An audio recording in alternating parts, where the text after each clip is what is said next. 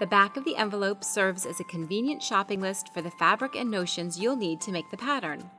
Look at the suggested fabrics list. This is the guide to selecting the fabric that will give you the best results.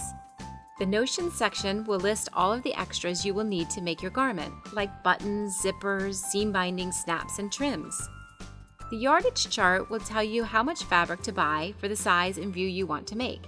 Note that different yardage amounts are listed depending on the width of the fabric and whether the fabric is with or without a nap, meaning the texture or print that has to go in one direction only. The finished garment measurements information will help you judge the length or fullness of the finished design. On Simplicity Patterns, if it is a knits-only style, a caution under fabric suggestions will say, sized for stretch knits only. Then printed on the back of the pattern envelope, you will find the Pick a Knit rule, which is designed to tell you if the knit you want to use has the right amount of stretch.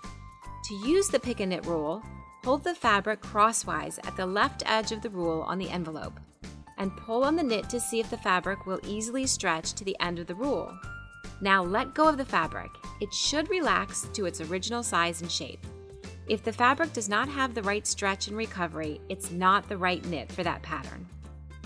At the same time you are shopping for your pattern and fabric, purchase all of the notions necessary to complete your project. Check back to the notions section on your pattern. Make sure you have all the supplies you need, including interfacings, tape, elastic, buttons, hooks, and zippers. Please subscribe to our Simplicity YouTube channel and get notified when we add new videos.